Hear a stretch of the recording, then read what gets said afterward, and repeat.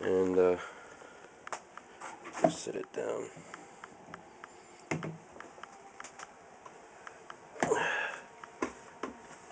I'm gonna sit in that corner for 7 days, and then it'll start bubbling, you know. And after 7 days, rack it into the secondary fermenter, which will be one of these glass jugs. These two wines are stabilized, so they're gonna settle out and clear up in like a week. So I'm gonna bottle them, one of them, probably this one right here, and I'll bottle it and then you know, set it, you know, to age, 2 years or whatever it is, and then I'll rack the beer. It's now called beer. It's not it's not wort anymore. It's beer because it's got yeast on it. But rack it from here into one of them, empty, and make sure you clean all that stuff out before you know, sanitation is key. So, oh crap, I forgot about this. I'll have to put that back in there. I might have one more sip. I don't know. It's kind of good. So that's it. That's brewing with extract brewing. So I'll do some more videos to keep you posted on what's going on and progress of it. So yeah, okay.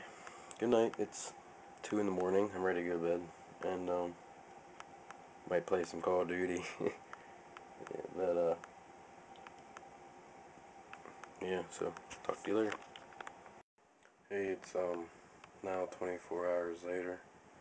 On 24 hours from my brewing last night, and I just wanted to show you what it looks like 24 hours later. It has a head on it. So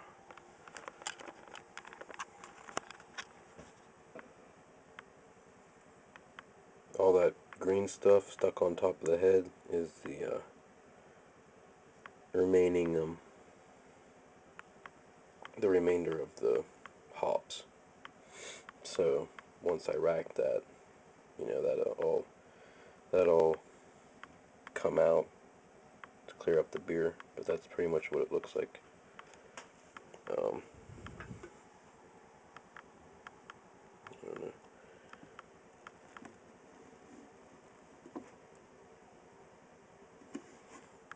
It's that color.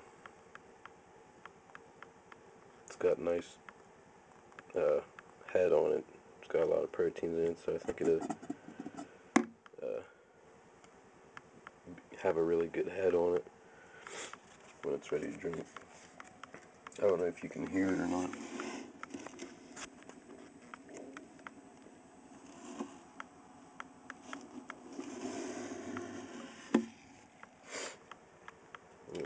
It bubbles sometimes, you can hear it, so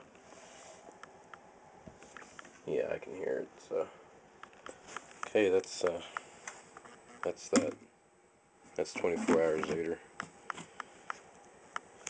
There's my 1 gallon. Yeah, it'll make about 10 beer bottles. That's it, but it's just a starter. See if I like it. So okay, I'll talk to y'all later. Okay, it's now 6 days later on Wednesday morning, and I racked my beer, and now it's in the carboy, or gallon jug. That's the beer, and it looks really similar to this. This is my mead, honey wine, but that's the beer, that's the mead. So, and back there, my wine bottles I just bottled right before taking this video. The ones without the labels on them, I just bottled them about an hour ago. And here's my fermenter, cleaning it out, and I'm gonna write marks on there so have it pre-measured for next time I do a batch. So that's that. So, oh, and this stuff right here is gelatin findings. They soak for an hour and then you heat it up. Then you wait 3 minutes, then you pour it in to the beer. And you could do it for wine too, but it works over 2 weeks. It'll clear up the beer, and it'll be like see-through, so I can read a newspaper through the beer. So that's basically it. And then after that, I'll bottle it. Alright, see you. This is about 6 hours later. Still kind of looks the same, except for the bottom. Bottom has a sediment on it. That's what the gelatin does. You're not really supposed to move it.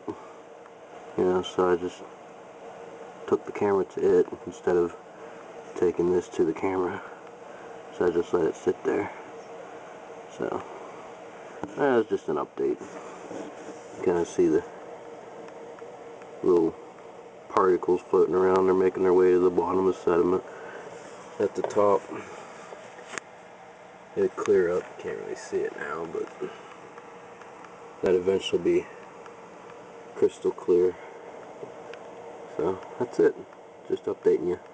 Okay, it's about 2 weeks later, maybe 2.5, 3 weeks later, and my pale ale is done fermenting. It's time to prime the bottles, or wash the bottles, prime them, and carbonate the beer. The beer cleared up. I took it off the sediment. There's still a little bit more sediment, but that's okay.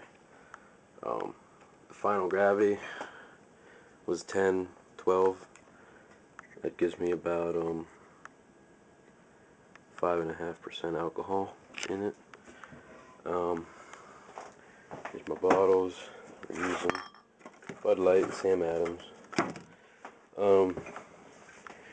I'll rinse them off with hot soapy water. Rinse them out really, really good, and then I'll make up cleaner solution. This is a no rinse. You just mix it in with some cold water, let it sit and dissolve. Then it goes into this thing. It's called the venator, or it's for wine bottles, but you can use it for beer bottles. And you just, you know, pump it up and down a couple times, let it drain out, and then you fill up your bottles. So I'll get about a little over 10 beer bottles out of this. I'll probably drink a leftover while I'm at it. So, okay, we're back and cleaned all the bottles, rinsed them out. They're draining, and this one step, it says to use a tablespoon for a gallon of water, and I usually just use a quart, so I put a teaspoon in instead of a tablespoon. So what we do, I take a tablespoon for 32 ounces of cold water. Just dump it in there, and mix it up real good.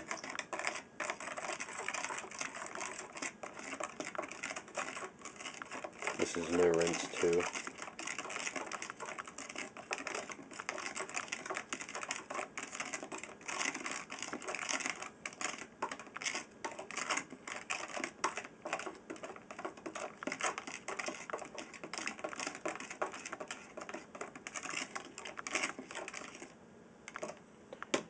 You usually let that sit for about 10 minutes so it dissolves, and I'll get back to you. Here, we're going to pour it in here.